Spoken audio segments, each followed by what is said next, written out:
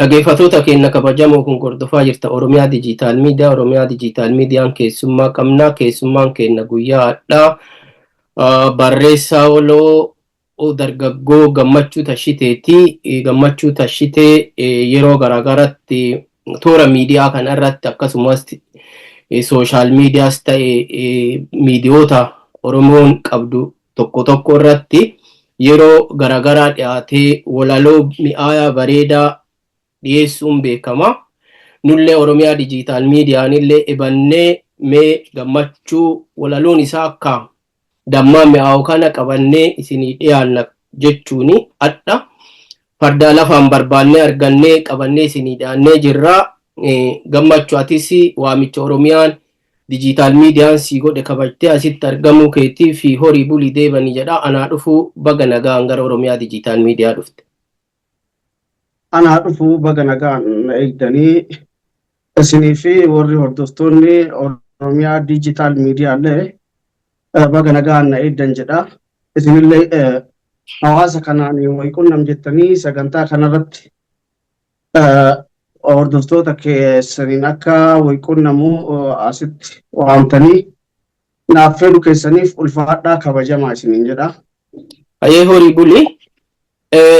Dhugama yeroo baay'ee akkuma namni waan bareedaa yoo hojjate waan gaarii yoo hojjate namni wanti isan barbaanne hin jiru waan ta'eef nullee Oromiyaa Dijiitaal Miidiyaan ibannee duukaa kee buunee waan gaarii waan mi'aa waan barsiisoo ta'e waan dabarsaa jirtuu fi gama kanaanillee hordoftoonni kenna akka waa'ee dhangaa kee kana dhandhamatan jechuuf asirratti si waamne.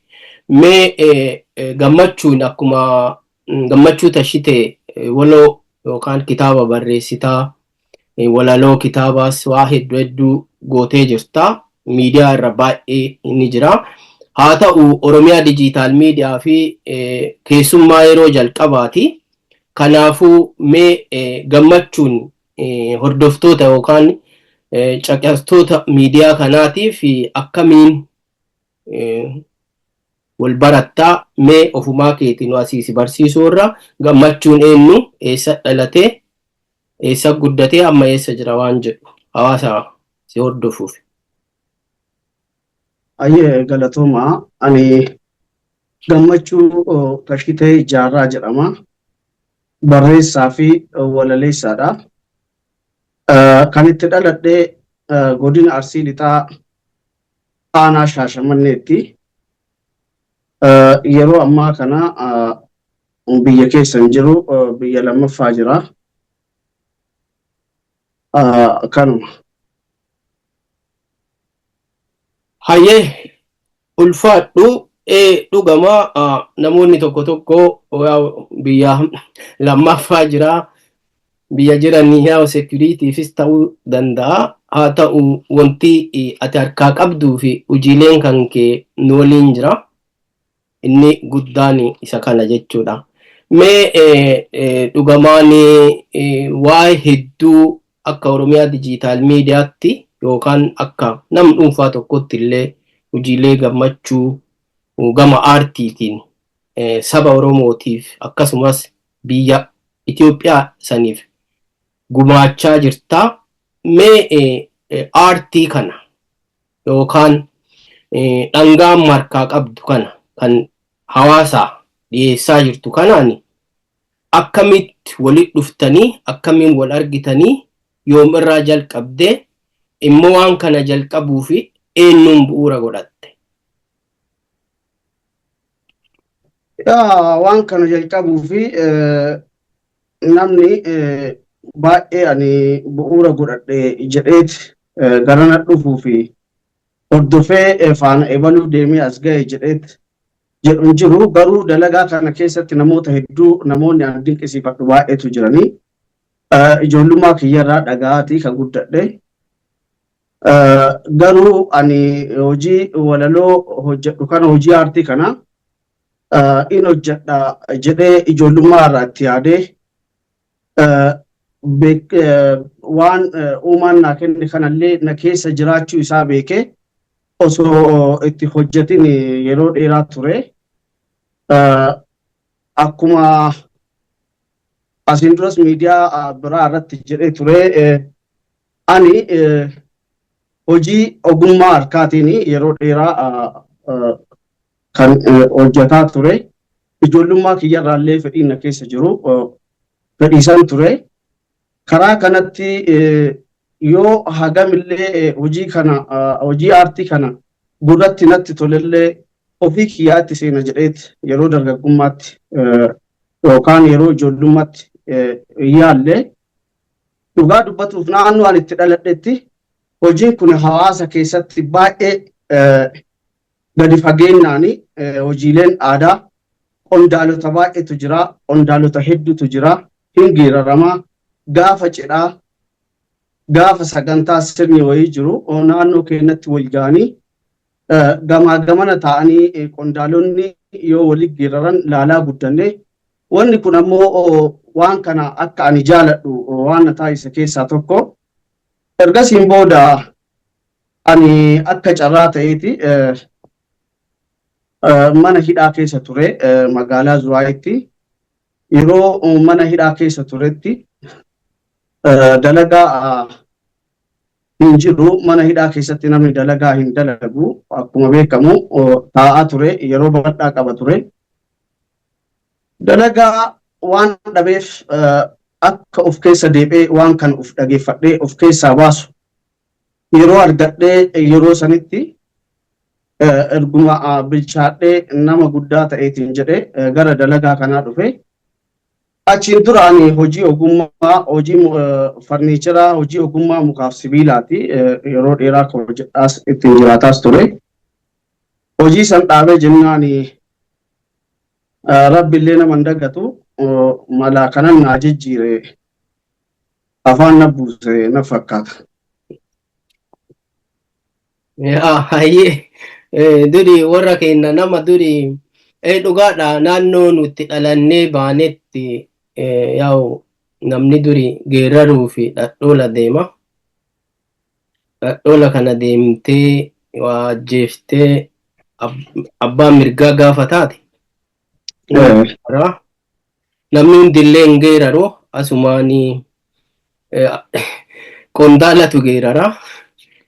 Afooleen yoo ho'isuufiif jalqabde malee dhugaadha namni aadaa waan naannoo keessaa bahe sana fakkeenya kanaa ta'e jechuun amma dhuguma waan guddatuu fakkeenya sii ta'e naannoo sanatti naannoo hayyoonni namoonni afoolee jedhaan namoonni tokko tokko namoonni hin beekne jechuun qondaala jennaan akka Arsiititti qondaala nama mirgaa abbaa mirgaati jennaan yeroo isaan geeraran jalaa weeddisaa achumaan namni hedduu akka kee kanatti milkaa'ullee yoo baate karaa saniini garuu maali namoonni baay'een waa'ee kana waa'ee walaloo kana yeroo baay'ee akkanatti bayeellee yoo wannaa jechuu baate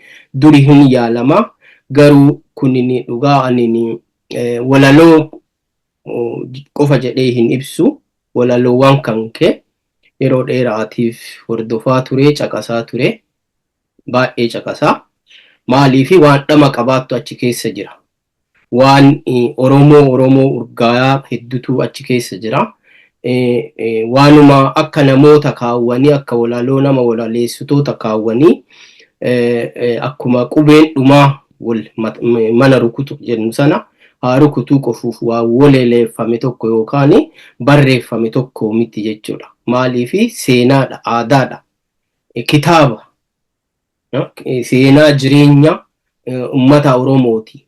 Waa'ee saba ummata Arsii yookaan ummata naannoo Arsii yoo dubbattu yoo waa'ee walaloo sana walaleessitu seenaa ummanni Arsii keessa darbe miidhamas gammachus gaddas in ibsita akkasumas kutaalee Oromoo 11 hafan hundaafuyyuu wantoota akkasii sana keessaa argina. Inni kun baay'ee waan jajjabeeffamuu qabu jennee yaadna. Sababuma kanaafillee kan akka maal jedhanii muchaa baateeti ro'oo guutte akkuma jedhan sani miidiyaan immoo kenna guddaallee ta'ee yoo wanna hawaasa kutaa Oromoo hundallee dhaqqabuu baate hordoftoota hamma tokko hin qabna. Karaa kanaanillee kunillee cimisuudha. Wanti kun kuufamee dhaloota gara dhalootatti darbuu qaba jedhee yeroo baay'ee waa'ee miidiyaa kanaa, miidiyaa Oromoo kanaas keessattuu waa'ee aartii. Aartiin eenyummaa saba tokkooti. Maalummaa saba tokkoo bifa aartiitiin yaa dhaloota gara dhalootatti waan darbuuf jecha kana yeroo baay'ee irratti hojjannaa. Sillee karaa kanaan arganne mee yoo kana hagana jedhe isa kanatti aansuun mee atamma hojiileen kan kee haga ammaa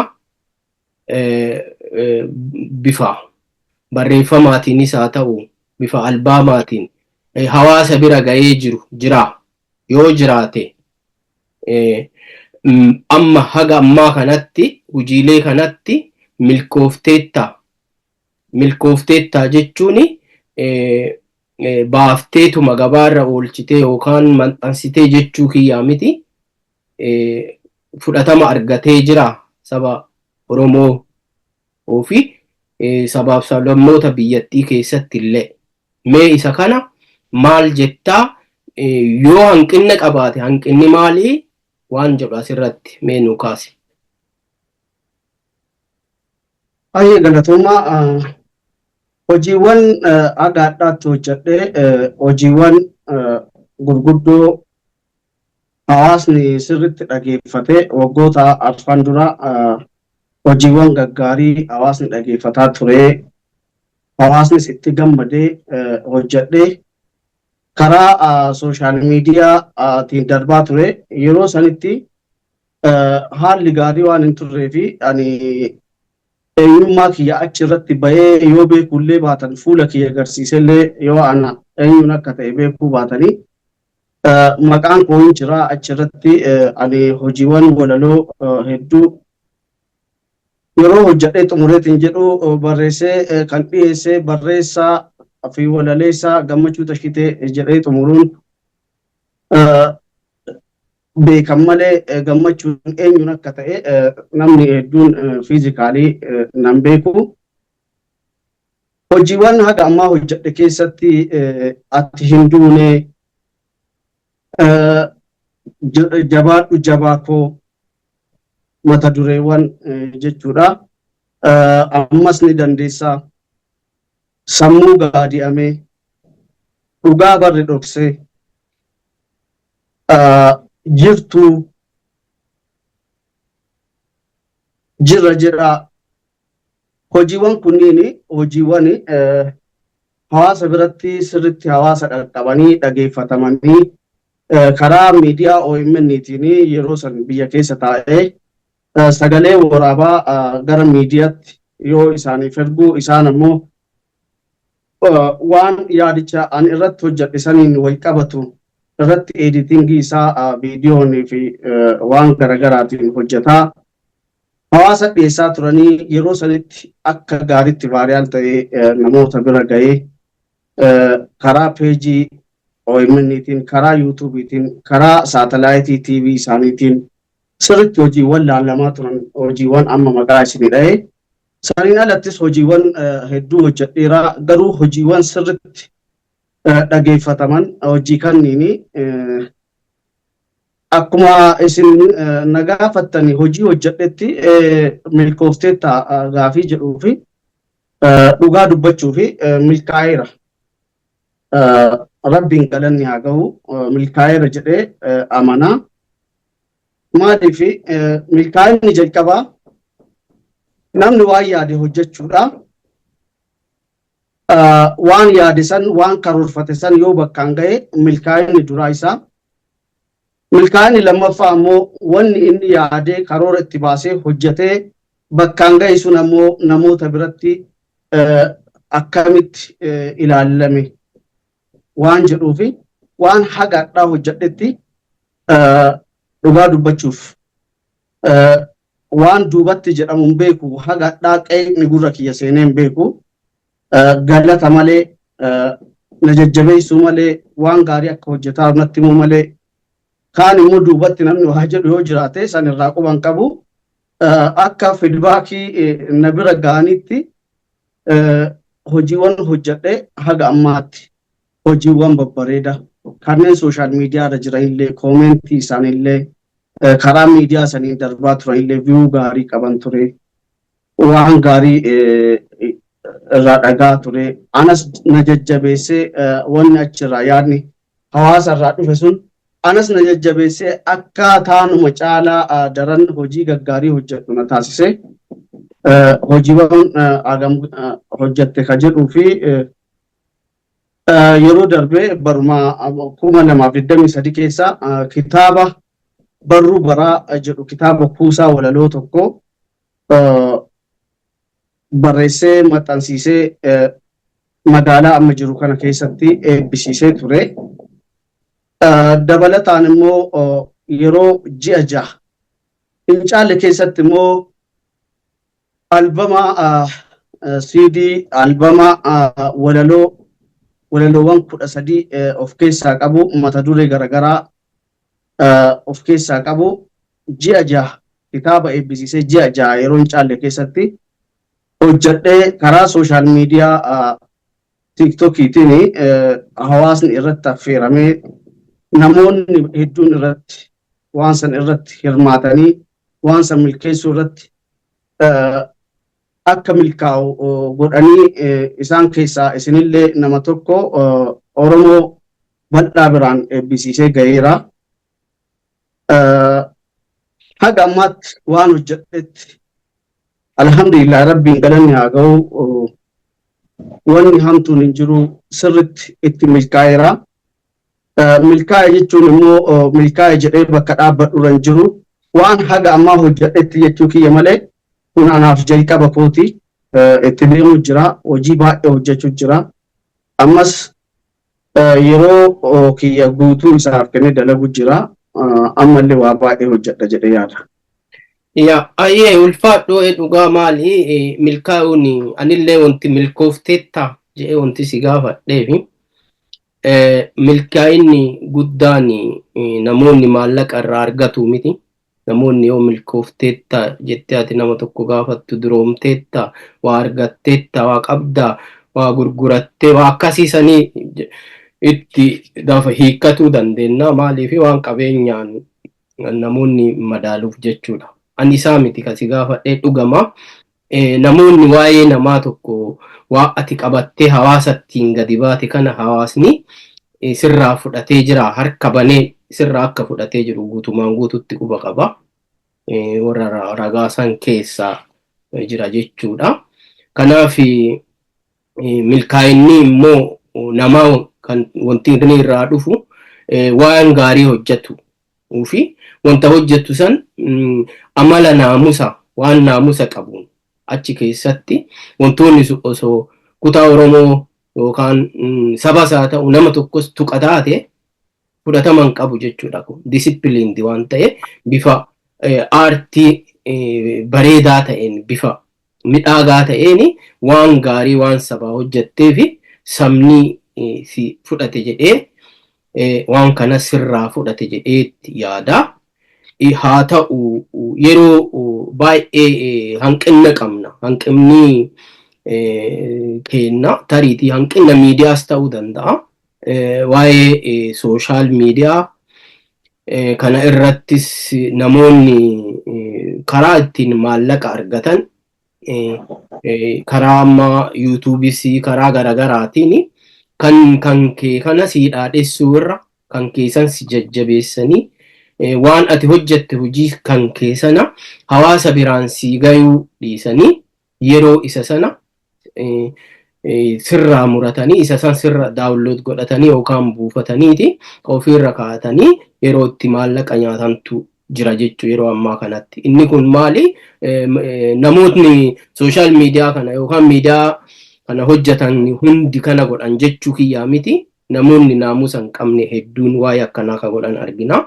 Isuma kanaan wal qabatee mee atamma yeroo tokko tokko namoonni hojiilee isaanii artistoota kenna. Artistoota Oromoo namoota baay'ee waliin haasa'ee jira miidiyaa kanarratti.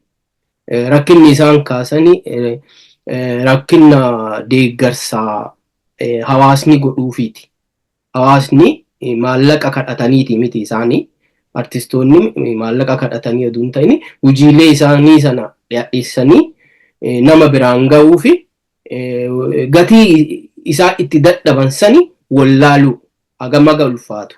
Wanti hojjetu artistiin tokko hojjetu hagam ulfaatu wallaaluu dhabuuni yeroo kan ofii dhiisanii kan nama biraa dhaadheessanii waan rakkoolee akkanaa kanneen ni kaasu. Namoonni hedduu artistoonni kennaa YouTube mataa isaaniis banatanii jiranii kan milkaa'an daddafanii YouTubein isaanii guddatee fi irraallee bu'aa argatanii yeroo addaa kana YouTubein bu'aa guddaa qabaa dhugaadha. Mee atini hojiilee kan kee kana bifa maaliin fakkeenya namoonni kuusaa waan wayiyyuu ol kaayumaafuyyuu maallaqaaf yoo osoo maallaqa jijjiirame waan gaariidha. Mee karaa kamiini hawaasa kee hojiilee adda harkaa qabdullee hojiilee kalee dabarsitee hojjattee bira darbitellee ka ufafuu hojjatuuf deemtullee bifa maaliin hawaasa gurra hawaasaatiin dhaqqabsiisuu barbaadda? Haga ammattoo eessa irra jira hojiilee kan kee? Namoonni waa'ee walaleessaa yookaan barreessaa Gammachuu Tashitee Jaarraa laaluu yoo barbaadani kallattiin eessa dhaqanii laalani? Mee isa kana gaafii bareeda. Akkuma isiniin jedhe hojiiwwan jalqaba irratti gaaf biyya keessa jiru hojjedhee gara social mediaatti geesse. Karaa akkuma isiniin jedhe karaa YouTube OMN jala jiranii hojiiwwan hedduu aga hojii 4-5 ka ta'anii achi jala jiranii.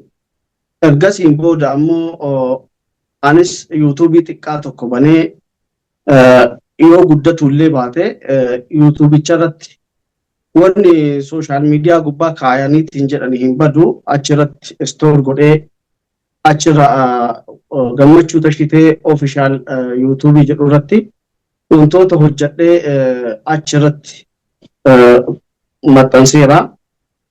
Albama dhiyoo kana eebbisiisellee gara sumatti YouTube irratti maxxanseera. Dabalataan immoo YouTube irratti ana qofaayyuu hin taane namoonni YouTube irratti yeroo ammaa kana baay'ee YouTube hordofuu irratti gabbu'eera akka duriitii miti. Social mediaan biraa dhufee TikTok kuni YouTube haga namni dura laalu gabbuusee jira, view isaa gabbuusee jira. Kiyya ammoo YouTube guddaa kan taane kan durattuu xiqqaa wanni isarraa maaliif wanna hin jenne sirriitti hin laallamne jedhee anis yaadu baay'ee ilaalamuu baatu namoonni ilaaluu barbaadan kallattiin Gammachuu Tashitee official YouTube jedhu irratti dhaqanii argatuu danda'u. Dabalataan immoo hojiiwwan gaggabaabaa hedduu guyyaa guyyaa irraa hojjetaa waan daqiiqaa tokko folakkaa yookaan daqiiqaa tokko ta'u waan dhaamsa dabarsan gabaabsee TikTokii kiyya irratti inni maxxansaa Gammachuu Tashitee kan jedhu irratti sunniin baay'inaan laallamanii kaan illee ka YouTube irratti baasellee akka namoota bira ga'an wanni sun achitti ukkaanfamee akka hafne jedhee karaa hawaasni ittiin salphatti hordoftoonni hedduu san caalaa ittiin hordofuu danda'aniini gama YouTube'iinis gama peejii feesbuukiitiinis maxxansuuni yeroo yerootti hawaasni waan hojjetan akka dhandhaman gochuu jira. Maaliif dirqama bakka ankaa isaan dhaqanii ilaalanii jechuun hin qabu. Namni dhangaa wayii kan qopheessuuf haa isaa fi nyaatamuu fi yoo dhangaan qopheeffatee irraa dhandhamame itti tola. Ani immoo dhufanii asitti haa dhandhamanii osoo hin taane bakkuma isaan jiranitti hamma danda'uu fi hanga na'aan jetti qaqqabsiisu jira. Ka kitaaba ammoo kitaabas kallattiin ittiin namoota biraan ga'uuf gochuu jiru. Kitaaba biyyoota garaagaraa ergeera. Ameerikaa, biyyoota Awurooppaa, UK, Norway, ammallee Kanaadaallee kitaabonni hin jiranii. Namoonni hedduun na gaafatan kallattiisanii akka kitaaba argatan hanga ammatti biyyoota amma maqaa dha'e kana qaqqabsiisee jira. Namoonni barbaadan achitti argatu jiranii. Adreesii kennaa fi akkaataa ittiin fudhatanii nama kitaabichi bira jiru waliin kontaakti godhaa. Biyyoota kanneenitti kitaabni raabsamuu jira. Kun immoo biyya kana keessatti kallattii hundaanuu ammallee biyyoota hafan biyyoota irraa hordoftoota qabu, biyyoota irraa namoota na deeggaran jabaadhu kana caalaa hojjedhu abshiir cimi hojjedhu naan jedhan biyyoota hedduu jiranii.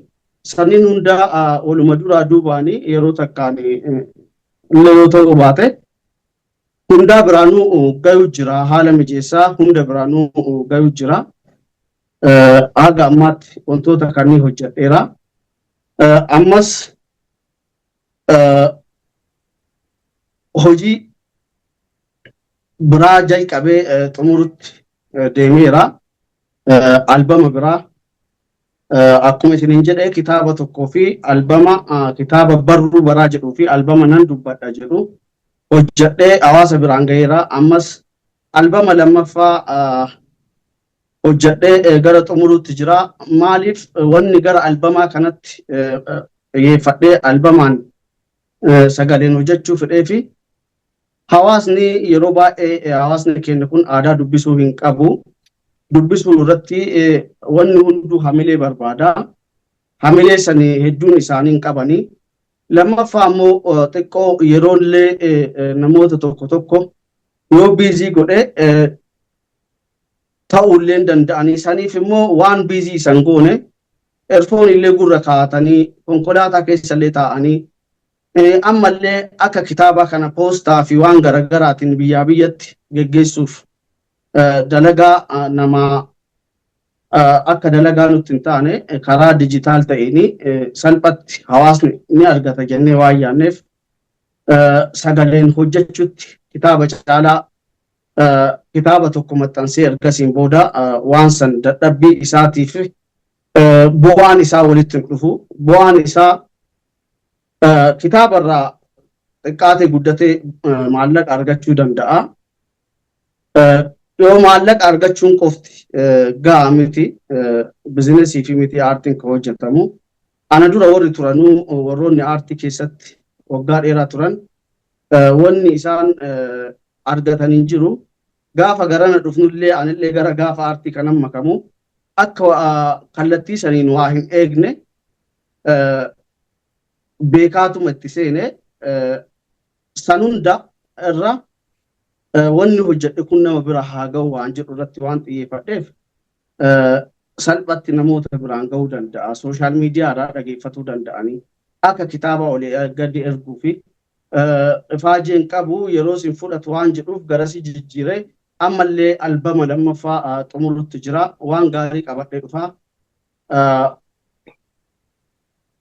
na eegaa jedha. Ayyee ulfaadhu galatoomii dhugaa maali yeroo gabaabaa kana keessatti humna qabda jechuudha. Deebitee dhufuu yaaduun kan kee dhaggeeffattoota keenya kun hordofaa jirta Oromiyaa Dijiitaal Miidiyaa qophii keessummaati. Walaleessaa yookaan barreessaa walaloof kitaaba dargaggoo Gammachuu Tashitee Jaarraa waliin jirra. dhugama amma wantamma si gaafadhe kana wanti si gaafadhee fi namoonni baay'een yuutuubiin kun pilaatfoormii haarofni sooshaal miidiyaa dhufe kun yaa'u viidiyoo dheeraallee dhaamsa guutuu irraan argattu namoonni bashannanuuf wantoota san gabaabsanii walaloo ati jettu walaloo gammachuu ta'uu danda'a walaloo gaddaa ta'uu danda'a walaloo dhaamsa ofii dabarsu dhaamsa ofii waan miira isaanii dhagahame sana dabarfatuu qofaaf iddoo san muraniiti kan kaayanii argina. yuutuubii bira yoo ta'e immoo dhaamsa guutuu dhaamsichi awwalaloon kan kee seenaadha illee barreeffama dhugaatillee barreeffama seenaa kitaaba tutuyyuu bifa walalootiin dubbifamaa jira jedhee waan abdadhuu fi waa'ee sooshaal miidiyaa bakka itti argamu si gaafadhe dhageeffatoota keenya hujiilee isaa walaloo mimmi'aawoo gaggabaabaa dhaamsa ciccimaa qaban ka toora fi feesbuukiifis akkasumatti tiktokii fi pilaatfoormota biraa irraa argaa jirtan guutuu isaa daawwachuuf laaluu yoo barbaaddani yuutuubii gammachuu ofishaal jedhu seenaati isa sabskraayib godha akkasumas sheer yookaan qooduuni wal biraan gayaati aartist jajjabeessaa isallee dargaggoo lafaa dhufaa kanas jajjabeessaa yaada jedhu qaba. yuutuubii sabskraayib namaa godhuun maallaqa naman gaafatu waan tokko qofa nama gaafata imeela qofa qabaachuudha jiimeelii tokko baafachuu qofa san caalaa om tokko hin barbaadanii kanaaf gatii tokkollee nu hin baasisu jechuudha. akkasumas immoo kitaabnis biyyoota amma gammachuu jedhaa jiru kana hin jiranii as fakkeenya biyya Noorwee kanas kitaabni seenee jira. namoonni kitaaba kana bitatuu barbaadan eeruu kitaabni kun eessa jira eessa ga'ee jira yoo barbaaddani anallee naqunnama akkasumas qaama kitaabni sun bira jirullee akka qunnamtan jedha. kitaabni kun immoo biyyootuma hundattuu osoo bitame maaliifi sababaan kitaaba binnuufi namoonni tokko tokko akkuma inni amma dargaggoon gammachuu jedhe maali namoonni aadaa waa dubbisuu dagataa deemaa jiranii jechuudha. garuu waa namoonni tokko tokko dubbisuuni fi nyaanni akka tokko ta'e waa nyaachuuniif kitaaba dubbisuun garaagarummaa nama ittiin taanetu jira. boqannaa sammuuti yoo kitaaba dubbisan kanaaf keessattuyyuu ka walaloo bifa bareedaan barraa'e kana sagalee isaa qofarraa hin eegina sagalee keessaniinis dubbisuu fi kitaaba kana bitadhaa isallee gargaara aartii oromoollee gargaara. kanaaf biyyoota kitaabni kun ga'e hundinuu akka ebattanii bakka inni jiru isinii barreessinaa as jala hordofaa kitaaba sana bitadhaa isinii jechuu barbaada. mee asumaani beektaa namni qondaala waliin ta'aniiti waa'ee geerarsaan gaafatanii duri Xurusee beektaa Xurusee eenyu gurbaa namicha Xuruseedha Qaqaloosan yaa mi'oolee ka jedhu mi'oolee yaa dhiyoo kan feesbuukii yuutuubii kan irra amma todaa yoo sagantaa san irratti laalaa ture mi'ooleen beeka mi'oolee amma dhaalootaas waamee nama naannoo waan ta'eef isa waliin ittee immoo waa'ee geerarsaa hin gaafattu yoo itti dhufe ofumaa jedha. mee dhageeffatoota kiyya kanaafis Oromiyaa Dijiitaal Miidiyaa fi walaloowwan kan kee babbareedoo mimmi'aawoo sana keessaa tokko naaf affeerii fi yoo sii ta'e. ayyee galatoomaa in affeera waan hojjenne kana hawaasumaaf hojjenne ofiifi miti waan hawaasaaf hojjetan immoo hawaasatti qusatuun hin ta'u akkuma isiniin jedhe albama yeroo darbee keessatti albama nan dubbadha jedhu keessatti walaloowwan aga 13 ta'an of keessatti hammatee ture. Walaloowwan san keessaa walaloo takka isinii dubbisa. Walaloo hortee leenjisoo diigaa jettu takka jira. Hojiiwwan hedduus hojjedheera amma ofii beekumsa qabutti waan ga'umsaa fi bilchinna ittiin qabnetti waan ragaa ittiin qabne irraa immoo dubbatu irraa suutuma suutaan riisarchii irratti hojjetanii bilchinnaan hojjetu wayyaa wal duraa duubaanii kutaan Oromiyaa kun badhaadha. Ammallee seenaa hedduu of keessaa qaba. Gootonni Oromoo kunillee gootota lakkaa'amee dhumne umrii guutuu osoo waan isaanii hojjedhe waan xumuruu miti. Hojiiwwan sanniin irratti iddoo garagaraatti seenaa fi aadaa duudhaa gola Oromiyaa keessa jiru iddoo garagaraatti jiran wal duraa duubaan hojjedha jedheetti akka jalqabaatti waan beeku irraa waan itti dhiyaadhee garaa gurraa qabu waan salphatti odeeffannoo isaa argadhee manguddoo irraa odeeffadhee kaan ammoo ofiillee keessa jiraadhee argetti waan ragaa itti qabuu fi waan beeku hojjedhee jalqabaa fi waa'ee seenaa goototaa fi taatee gola sikkoo mandoo keessa jiruun jalqabeera. Kuni jalqaba kooti suutumaan qe'ee irraa eegalanii tarkaaffii manarraa eegalanii deemanii jedhee waa'ee gootota Arsee fi seenaa isa keessa jiru irratti hortee leenjisoo diigaa walaloon jettu takka jirti. Albamicha keessa isin affeera. Ayyee ulfaadha. Hortee leenjisoo diigaa. Aanolee lafa seenaatti, aanolee aantuu dhiigaatti, aanolee dachii gootatti, qe'ee leenjisoo diigaatti. Seenaan galmeesse hadhaawaaf suukaneessaa, qabsoo diddaa gabrummaa goottan Arsee kaleessaa, wareegama hadhaawaa qurxama lafee foonii, harkaa farmasaa kennee aarsaa kafale goonnii. Wareega moggoon qabne aarsaa lafee fi dhiigaa ilmaan Arsee kafalanii horteen leenjisoo diigaa. Bara halkan dheeratee bariin immoo fagaate dukkanni limixaa'ee bara roorroon hammaate. Arsee diinaan morma woluutee lola dibbeef albasotti miirreen ajjeeftee duute. Dilii diddaa gabrummaa gaafa duula dodotaa lola malkaa qalaxaaf gaafa roha mommotaa. Bara jaatanee bultum wareertuu jaataneessee ilmaansaa waliin lolee injifannoo galmeesse. Duulli dilbatoo qilxuu fi waraanni waayyuu hamdaa. Adeemsa harkaaf miilaa waraana lafoo fardaa. Duula gosaa diilamoo fi waraanni gurree waayyuu lolee dura madaa'e gooni duuban madaayu. Gugurraan gurra lootii Arsiin waraana shuraa faajjiin diddaa gabrummaa dureen fincila duraa. Gurreen gurraachi xabboo Arsiin gaafa aanolee gaafas waraana shaattaan quuncisee diinaan lole. Kaakka qeerroo nageessoo ilmaan xiqqif dhalatanii gabrummaa dhaaluu diddaa fi dhala dhabuu filatanii. Harka kennadhaa jettee gaafdiinni Arsii dhaamte korommiin akkas jettee wareertuuf deebii laatte. Harka kennadhaa hambana. Diinni harka kennaa jedhu waan harkaan beekuu laata. Namni harka isaa kennee maaliin adamsee nyaata?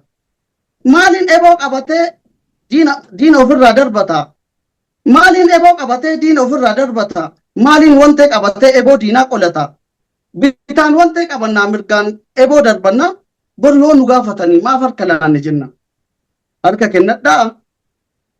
Harka waraannu malee harka kenninu hin qabnu koottaa lolaan fudhadhaa. Arsiin harka hin kennu jechuun korommiin Arsee ka akka gishaa bushaa kadeeme deebuu dinnaan gaaf seenuu didan koshaa. Gurraachi gurra guddaa goonni murkaaf dhalate harka kennachuu diddaa fi harki isaa irraa cite. Bara aanole taate aantee dhiigaa fi lafee bara ol qabuu didde goota shiif jedhee kufe. Bara dachiin aanolee hirmii lagachuu diddee goota shiif jedhee dhiige bara dhiiga isaa dhudde. Gaaf roorroon itti hammaate kan rabbaa isaanitti bara imimmaan harmee yaa'e akka bishaanitti. warra harka kennuu didee harkaan diina akaa'ee haroo qeerroo nageessotti dhiigni lola'ee yaa'e. Garuu lola'ee hin badne imimmaan gaafas yaa'e waliin makamee dhiigaani miiliyoonaan biqilchee haftee Leenjisoo Diigaa fakkaattii goota sanaa ka akka Leenjisoo Diigaa goota sabaaf falmatu haxxiyyaa harka bitaa mirgaan wantee qabatu hortuun harma aannanii kan gadaamessa ootaa akka kichutti hin cinne hambaan gudeeda gootaa hangafa goota arsee qondaala qubameetti deettee koloo baangeette jabduu nurraa beeti. Jibichi gorma boyu haadarrattuu beeksisaa akkas jedhanii faarsanii gaafa inni leenjisaa. Ilmi koloofni gatee abeetni guddifate waan boru biyyaaf ta'u waan boru arseef ta'u leenjisu mul'ifate jedhanii faarsaa turanii xiqqaa xiiqii jaalatu haxxiyyaa harka bitaa mirgaan wantee qabatu. Akkas jedhanii faarsanii. Arsiin gurraachi xabboo dureen fincila duraa loltuun goofaree gichaa arsiin waraana shuraa faajjii gootummaa ta'uuni gaaf gabrummaa dagatanii harka kennachuu diddaaf harka dhabuu filatanii. Arsiin arsoomni qorsaa arsiin saanduqni obsaa arsiin tuttuqaa didu arsiin tuttuqaniddu maqaan isaa baduu mannaa mataan isaa baduu wayyaa sodaa lubbuutiif jennee diinaaf hin laannu biyyaa mataa maaliin ol qabna yoo maqaan bira hin jirre mataan nurraa haa citu wareertuu mataa cirree. Malee gurri gurraacha xabboo kan kaleessa guddaa hadha nuun hin xiqqaatu jedhe roobaa buttaa. Diina dura dhaabatee goota lolaaf hiriirsee ajjeesee bajjallaate reeffa diinaa diriirsee. Goonni sodaa qawweetii fi hin jenne gara duubaa waardiyyaa maqaa arseeti roobaan goofaree yuubaa. Eeyyee waardiyyaa gurra arseeti. Arsii gaafa aanolee lafeensaa diinaan cabe bara lapheensaa daaree dudduun waan dhabe. Arsiin malkaa azuulatti qawwee Awurooppaatiin diinaan miidhamee cabus fooniif lubbuu wareegee gootota miirree dhabus dhiigni gaafas lola'ee ta'ee kirfaffuu dhiigaa goota hedduu biqilche hambaa Leenjisoo Diigaa. Jajjabee jaarraa kanaa bakka bu'an dhaloota fakkaattii roobaa buttaa sanyii gudeeda gootaa aanaan reeffatti aanaa aantee irraan fagaannu harka Leenjisoon laanne nu ilmaan isaan laannu jechuudhaan fincilanii gootonni baddaa baale. Warri akeekaaf kaayyoo goota ganamaa dhaale eboo abbaa isaanii qawwee jijjiirus barri dhombiriin itti taree ka akka Aliyyii Cirri gootonni baddaa baale gabrummaa hiddaan buqqifna dadhabnu ilmaan itti guddifna jechuudhaan dhaadatanii ka akka Waaqoo guutuuf Haji Adamii Saaddoo ka akka Huseen Bunee fi Gugurraan Sikkoo Mandoo akka leencaa bookkisaa kaleessa manaa baanee har'a manatti hin gallu jeedala roobaa taanee yoo rabbiin ta'e malee hin jiru namni hin duune. Jedhee diina dhukaasee ajjeesee Huseen Bunee warri akka waaqaatti nafxanyaa ilaalaa bahe kottaa ilaalaa jedheen akka ni raqate. Bara Haile Sillaaseen dabareen saba sarbe bara Aliyyii Cirrii xiyyaara samii darbe bara Jeneraal Waaqoo diinatti ta'e yaaddoo bara xalayaan deeme Haji Adamii Saaddoo citiin baasu jedhee bara waraqaa nyaate gara deebite jedheen wanni garaa nu baate. Garaan keenya bananuu golloo qaba of keessaa. Akka feetan nu godhaa bakka feetan nu geessaa. Yoo guyyaan ga'e malee lolaaf lubbuun yoon baate jedhe gootichi arsee gaafa waraqaa nyaate. Qabsoon diddaa gabrummaa dur aanolee dhoka'e arsii baaleef gadabii hanga laangannoo ga'ee arsiin diinni balleessuu fi harkaaf harma isaa kute harki isaa man'ee baasee harmis deebee guntutee daraaraan hidda gootaa daraaree damee baasee harka kennachuu didee lolee fincila kaasee osoo kufee kuffisuu Haile Sillaaseen kufus dargiinis Oromoodhaaf gidiraa baatee dhufus arsiin diddaa gabrummaa gaafas itti fufee jaarraa feela coofaati diina kuffisee kufee. Hanga diinni nu dhiisutti nulleen dhiisnu wal'aansoo jechuudhaan ilmi arsee ka akka xibabuu jaarsoo dallansuun dhiigni isaanii danfee akka bishaan gaayyaa baatee dabareen lolte ilmaan xaayiroo yaayyaa. Ammas jiiluu didanii qawwee diina dhukaasaa gootan arsii dodolaa Oromoof ta'an aarsaa.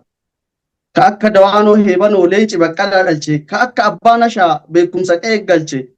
Jabeenna isaanii ilaaltee diinni gaafas hinaaftee heebboo Sayidootii fi jaarraa heebboo Fawooliin lubbuu isaanii baafte. Kanaafis arsan jiillee ilmaanis itti luftee ka akka Xaahaa Faashiquu Korommiin Abbaa Nashaa qabsoo irratti dhumte. Akeekni gootan kalee jaarraa as ce'ee dhufee gootummaan abbaa irraa dhiigaan ilmatti dhufee kaleessa diinaan kufus ka akka Dawaanoo Heebanoo xurree abbaarra deemuun baqqeen ilmi Dawaanoo. Goonni gootarraa bahee diinaaf gajjechuu didee gaafa dargiin dabarsee barri wayyaanee fide. Gootummaa abbaa isaa baqqalaan irraa dhaalee gootummaa dhaale immoo beekumsaanis dabaalee akkuma abbaa isaa gabrummaa lagatuudhaan qalamaa fi qawweellee wal maddi qabatuudhaan akka dhiiraatti lolee wayyaaneedhaan qabamee miiltoon adii gammadaa ta'ee lubbuun dhabame. Nu ufaarawaa miti kun kufu kaantu dhufaa kaayyoo goonni irraa kufes gootatu itti lufaa duruu gootummaa abbaa leenjisoon irraa dhaalee kufaa kuffisaa turan koromiin baddaa baalee kaayyoon leenjisoo diigaa gootaan jaarraa fulla'ee baaleef gadabiin keessaan gaafa laangannu ga'e leenci arsii laangannoo haajiyasan gammadaa gabaabaan onnee gaaraa goonni ija barbadaa qawwee isaa qawwisiisee wayyaanitti dhukaasee dallarraan utaalchisee garii hulluuxxoon yaase. Leenca onnee gaaraati goonni argaa gabaabaa kuusaa beekumsa diiniiti sheeka qoma kitaabaa ilmii gootummaa waliin dhaloota qaraasisee qeerroo laangannoo qaree hayyuuf goota taasisee namaaf gadin jedhina rabbiif qofa sagadaa jedhee dhalootaaf dhaame haajiyasan gammadaa. Gootummaan isaan irraa dhaloota qubeen dhuftee goonni Mustafaa Huseen. Gootummaan isaan irraa dhaloota qubeen dhufee goonni Mustafaa Huseen miirreen kuffisee kufee.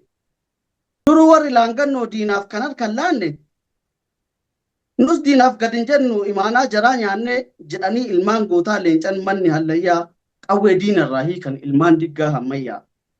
Arsiin waliin dhaadatu, arsiin waliif laalatu, arsiin tuqaan jaalanne, arsiin haloo baafatu. Goonni tuqaan jaalanne diinatti haree biyyee haloo gootan kufanii baase daraaroo guyyee. Fakkeenyi goota arsee biifleen harkaattiyaa baratti eegee baase haloo diggaa hammayyaa. Warri dhaloota qubeef riqicha seenaa ta'uuf kaayyoo leenjisoo diigaa dhaloota kanaan ga'uuf gootonni sikkoo mandoo lubbuun aarsaa kafalan kanneen maqaa hin dhoofne baay'eedha warri hafan. Takkaan himee hin fixu goonni arsee cirrachaa hanga qoradhee deebiif hadha moona offolchaa baay'eedha ilmaan arsee kaayyoo sabaaf cichanii kanneen aarsaa lubbuutiin eenyummaa nuuf itichanii kanneen ofii kufanii dhiigaan nu guddisanii kaayyoof akeeka gootaa kakuun nu dabarsanii nullee irraa fudhannee imaanaa lafeef dhiigaa ciccinee galmaan gahuu fi kaayyoo leenjisoo diigaa galatoomaa horaa bulaa deebana. Dhugaa baay'ee ulfaadhu baay'ee bareeda baay'ee akka gaariitti dhiyeessite dhaggeeffatoota keenya kabajamu kun ka hordofaa jirtan Oromiyaa Dijiitaal Miidiyaa barreessaa kitaabaa fi walaloo dargaggoo gammachuu tashtee jaarraa waliin jirra. Walaloo akkana mi'aawu kana iddoon itti argattan guutuu isaa gammachuu official YouTube jala seenaati guutuu isaa caqasaa jedhaati.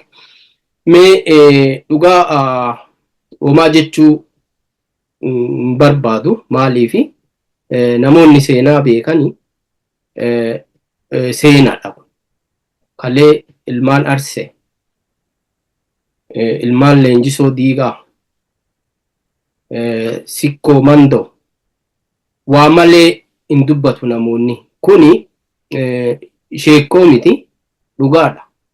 Dhugumaan namoonni akka keetii kanatti ijoollee lafaa dhufaan namoonni argitee qorattee waan kanaayyuu duubaa fiduuni dhugaa waan galata ilmaan arsee biraase barbaachisa jedhee yaada. Maaliif namoonni waa'ee seenaa ilmaan arsee hin himne jechuu kiyyaa miti. Bifa midhaagaa ta'een bifa duubaa duraatiin akkanatti kaayamee dhaloota gara dhalootatti akka darbu taasisuu keetiif maqaa Oromiyaa Dijiitaal Miidiyaa fi maqaa kiyyaan asumaan ulfaadhu siin jedha. Kanatti aansuun almost sa'aatiin waan hin qabnee fi sagantaa keenya gabaabsinaa yeroo biraas hin qabnaa. Yeroo gabaabduu tanatti sa'a tana keessatti waa hunda dubbachuu hin dandeenyu. Mee gabaabamatti wantoota haga ammaa dubbanne kana keessatti wantoonni dubbachuu barbaannu hedduutu jira. Wantoonni si waliin haasa'uu qabadhee jirus baay'eedha. Waan sa'aatiin teknikaa wal qabatee sa'aatiin nurraa deemeef isaan makaasuun barbaadu. Mee wantoota haga ammaa kaafne kana keessatti silaa waan kaasuu qabu, waan dubbachuu qabu, waan silaa jedheellee gaabbuu yoo jiraate carraa sii kennaa itti dhiyaadhu isa kanaan sagantaa keenya kan guyyaa addaa xumurra. Galatooma dharraa gaarii naa kennitanii wanni ani jechuu barbaadu dalagaa kana yeroo dalagutti humna naa ta'eet namoonni na duubaan ana push na gochuu jiran ani ogummaa qabaa, ogummaa hin qabu kana ammoo jabaadhu si waliin jirraa, yaadaanis gorsaanis kallattii karaa na buusuun waan ani hin beekne naaf himuun waan isaan akka seenaatti na himan immoo ani ogummaa qabuun walalootti jijjiiree maallaqaanis namoonni hedduun duuba kiyya jiranii kophaa kootti akkanatti hojjedheeti miti. Yeroo darbellee isinuu dabalatee namoonni Oromoon qabdu namoonni gurguddaan yeroo albama kiyyaa irratti akka koreetti irratti ijaaramanii baay'ee haga an dadhabee waliin dadhabaa turanii waan barbaachisu hundaan na bira dhaabbatanii bakka jiran hundarraa Ameerikaa, Awurooppaa, Kanaadaa, Awustiraaliyaa, biyyoota Arabaa irraa, Itoophiyaa irraa, biyyoota addunyaa guutuu irra Oromoon jiru hedduun isaanii na duuba dhaabate yeroon ani hamileen guddaan na dhagaameetiin jedhe yeroo albama eebbisiise sanii achiin duras maatii obboleeyyan waan kana akka an hojjedhu humna naa ta'aniit waan hojjechuu barbaadde hojjedhu Oromoof waan fayyada jettu waan dhaloota fayyada jettu hojjedhu siif jira naan jedhanii bakka jiranii duuba kiyya dhaabbatanii waa hojjedhu kanatti namni dhugaa dubbatuuf waan taa'anii wanni kun waan taa'anii barreessanii waan irraa galii argatanii yookaan gurguramee sharafamu osoo hin taane kana hunda godhuuf namni bu'uura jireenyaa nama barbaachisaa bu'uura jireenyaa san hunda isaa naa danda'anii na duuba dhaabbatanii obboleeyyan kiyya na jajjabeessanii yeroo an Oromoo bal'atti gad hin baanetti fidanii hawaasa Oromoo bal'aa kanatti akka dalagee hamilee horadhee ummata Oromoo ciccimaa kanaan akka wal baradhuu fi akka isaan illee na jajjabeessan kan na godhan jalqabarraa maatii kiyyaa maatii keessaa ba'e isaan immoo dabarsanii durarraa akka an waan kana hojjedhu waa hundaan gama hundaan na jajjabeessanii asiin nagaaniiranii anillee rabbiin galanni haa ga'u hojiiwwan ciccimoo hojjedhee namoota na deeggaran akka hin qaanfanne gochuu fi cichee halkanii guyyaa hojjedhee hojiiwwan gaggaarii hojjedhee yeroo ji'a jahaa keessatti kitaaba tokko maxxansiisee eebbisiisee ammallee albama hojjedhee xumuree ammas deebi'ee albama sadaffaa yeroo waggaa tokko keessatti hojiiwwan haganaa hojjechuuni waan akka abjuuti namatti dhugaa fakkaatu iyyuu dhabuu danda'a. Namni dadhabbii waan kanneenii beeku dhugaa itti fakkaatu. Na waliin dadhabanii na cinaa dhaabbatanii mana kiyya keessarraa ka'anii obboleeyyan kiyya hundi isaanii na waliin ta'aniiti Oromoo bal'aan nagaanii waan hojjedhe Oromoonis jaalate si waliin jira naan jedhanii hojiin amma hojjedhe kun namoota hedduu wanna barsiisee haala gaariin nama guddaa waliin ooluun nama guddaa nama gootii ta jedhan sanii namoota guddaa waliin akka ooluu fi akka yaada wal jijjiiru na godheera.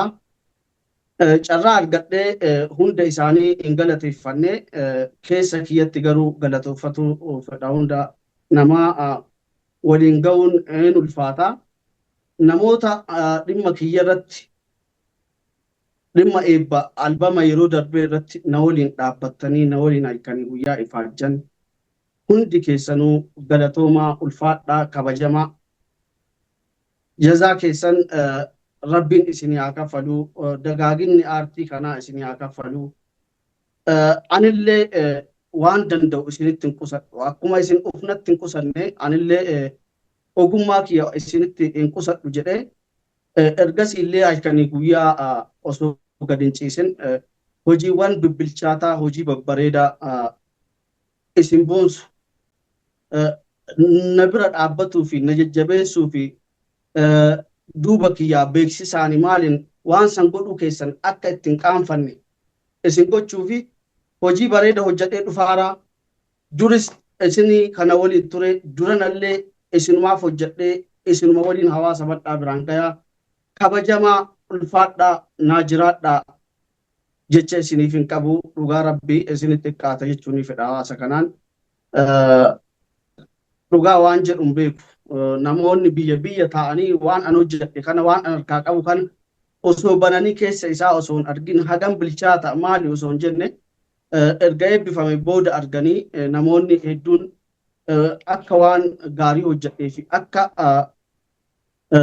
waan san na waliin ta'anii hojjechuu isaaniitti akka boonan namoonni yaada naa kennanis jiranii ammas hojjechuu jira hojjedhee isin boonsaa isinitti hin qusadhu galatooma ulfaadhaa jedha.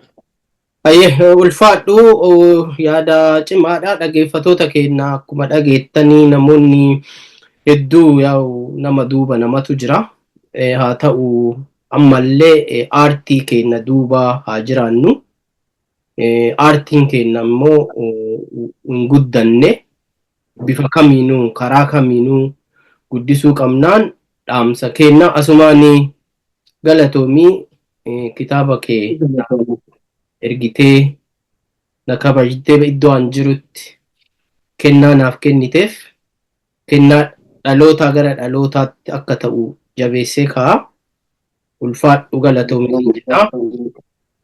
Dhaggeeffatoota keenya kabajamoo kun hordofaa jirtanii Oromiyaa Dijiitaal Miidiyaa qophii keessummaa dargaggoo barreessaa walaloo Gammachuu Tashitee Jaarraa waliin sagantaa keenya kan guyyaadhaa yeroo waan nu gaba daangesseef kanumaan goolabuuf dirqamneerra sagantaa biraa bifa bareedaan qabannee haga isinii deebinutti nagaan nu turaa isiniin jedhaa.